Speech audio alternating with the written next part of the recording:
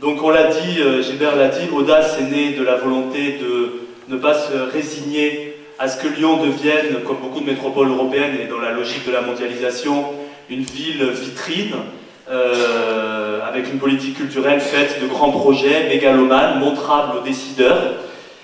Et nous avons en effet l'audace de contester les projets culturels de la municipalité actuelle, à commencer par le Confluent, qui sera un pôle de culture et de loisirs bien aseptisé, avec un musée dont on ne voit pas bien l'intérêt. Nous contestons aussi les projets de méga complexes cinématographiques, notamment celui derrière Perrache, celui du Carré de Soie également. Ces multiplexes asphyxient les petites salles, à Lyon comme ailleurs. Le cinéma Ambiance, par exemple, a dû fermer, et les grands groupes s'attaquent désormais aux comédias, au nom d'ailleurs de la concurrence libre et non faussée. Nous contestons plus globalement cette politique municipale uniquement axée sur l'événementiel. L'exemple emblématique en est, selon nous, la Fête des Lumières, qui a perdu toute sa créativité, qui a perdu au fond tout son sens. Le but semble désormais d'entasser un maximum de consommateurs dans les rues ce soir-là. Et donc ce n'est plus une fête de proximité, elle ne repose plus sur les énergies locales. Ces grands projets coûtent cher, et tout cet argent, c'est de l'argent qui manque souvent pour subventionner telle association, telle MJC, pour aider une véritable culture populaire. Et nous voulons Lyon, capitale européenne, et pourquoi pas mondiale d'ailleurs de la culture, mais de la culture populaire.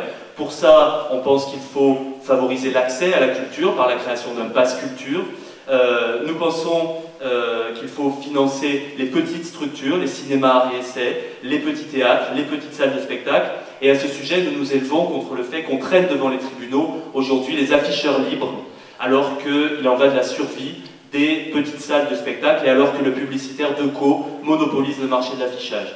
Nous soutenons les friches artistiques comme celle de la rue Feuillat sur l'espace d'anciennes usines.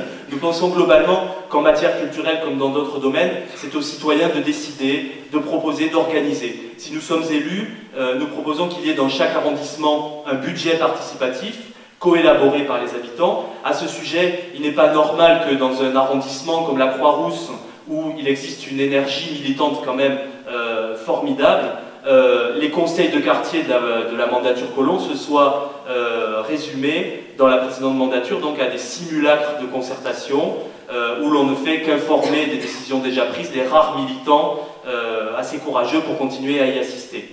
Dans le domaine culturel, nous pensons qu'il faut recentrer la politique dans deux domaines, valoriser davantage le patrimoine ouvrier de la ville, en créant notamment une véritable maison des canuts à la Croix-Rousse, et non pas qui ne soit pas un simple musée des techniques, mais qui retrace aussi le patrimoine humain fait des solidarités et des luttes des canuts. Et enfin, deuxième élément, Lyon est une ville qui s'est toujours enrichie de ces immigrations, de toutes ces immigrations, et nous proposons la création d'une maison des cultures du monde et des mémoires des immigrations qui manque à Lyon. Symboliquement, nous pensons qu'elle devrait se trouver place du Pont, là où la municipalité actuelle a préféré ouvrir un commissariat.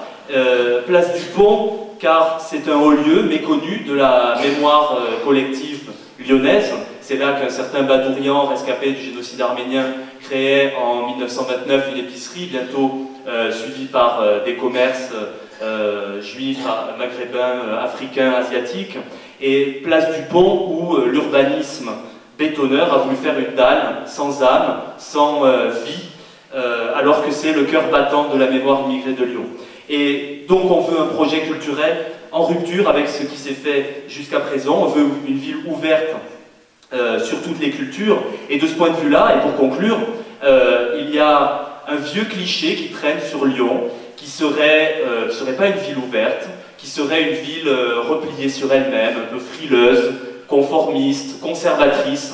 À force de répéter ce cliché, on finit peut-être par en persuader certains, mais nous, on pense qu'il y a à Lyon une autre tradition, d'autres traditions, celle des canuts qui ont mené la première révolte ouvrière de France, celle de la résistance évidemment, celle de la naissance des alternatives les plus diverses, notamment en matière d'écologie politique.